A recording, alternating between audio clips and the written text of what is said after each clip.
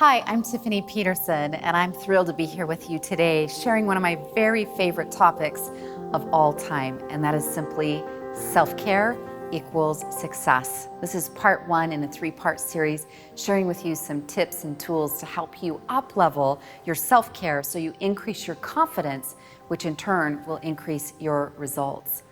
When you think about yourself, I want you to take a simple inventory for me. Maybe grab a piece of paper or pull out your iPad or something to take some notes with. And on a scale of 1 to 10, 10 being high and 1 being low, I just want you to take an inventory. And there's no right or wrong answer to this. It's just being honest with yourself of where you're at.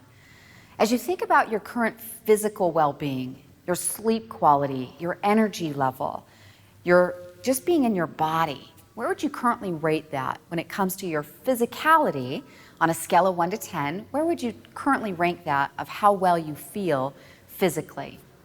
Secondly, I want you to look at spiritually.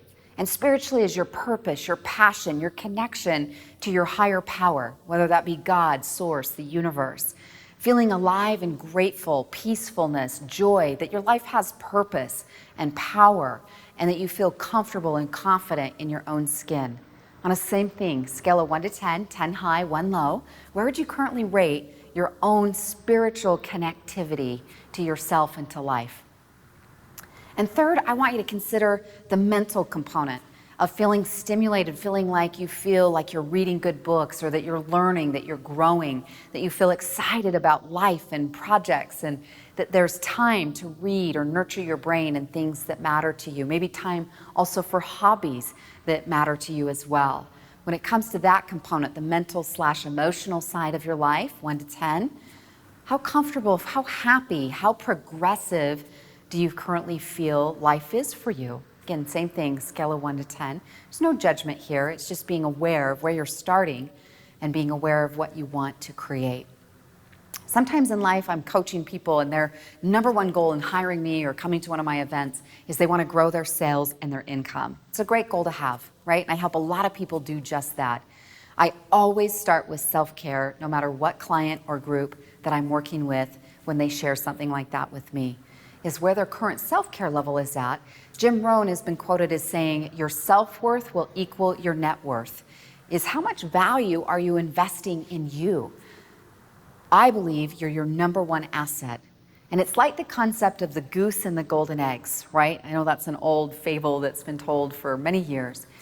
But again, if that same concept's true, that you're saying, I want more golden eggs, or bigger, brighter, shinier golden eggs, then we must take care of the goose that's producing that outcome.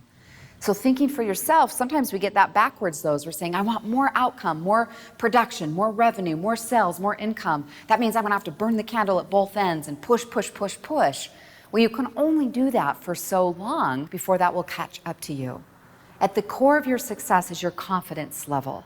And underneath confidence is your self-worth and esteem that's fueled by your self-care.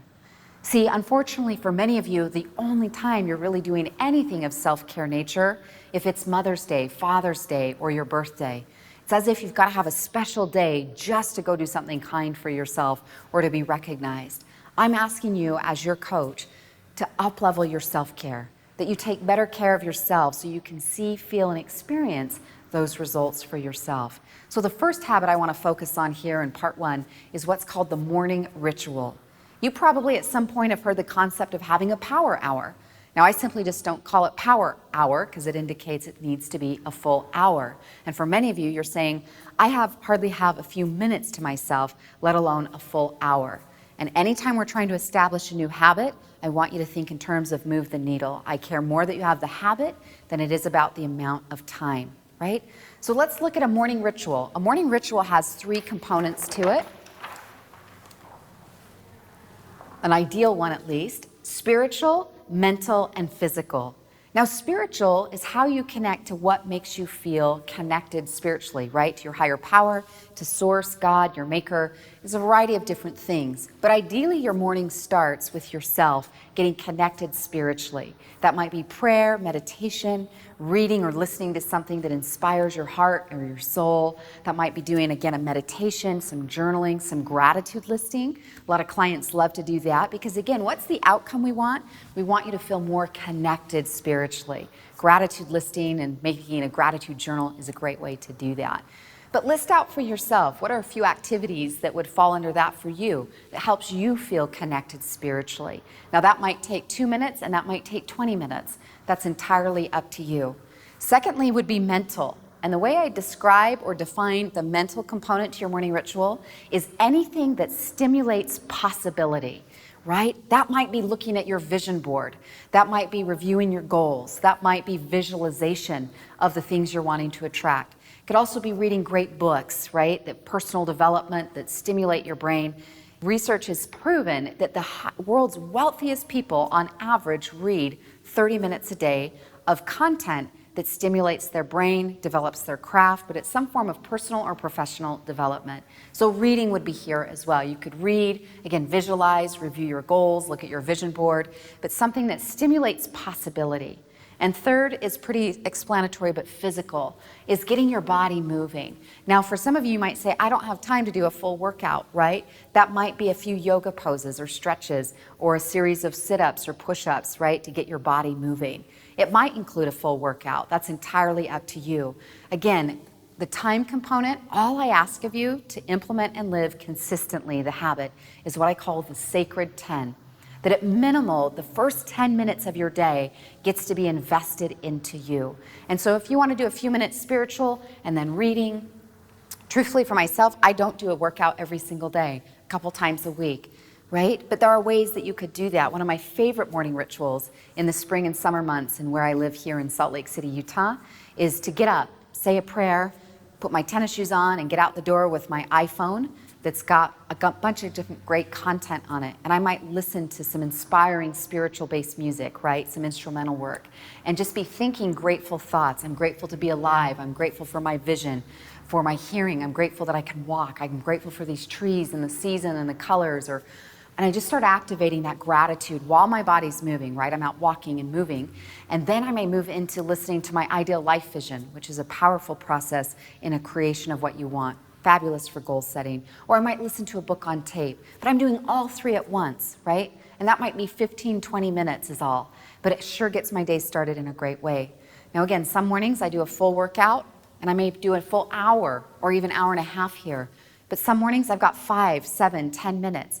Maybe while you jump in the shower or you're getting ready or you're making breakfast or driving to work, you maximize that time to nurture your spirit and your brain, your body with positive material and content. That's the gist of a morning ritual. Again, I don't care how much time you commit to it. It isn't about quantity, it's about quality. Are you connecting and nurturing yourself on a daily basis?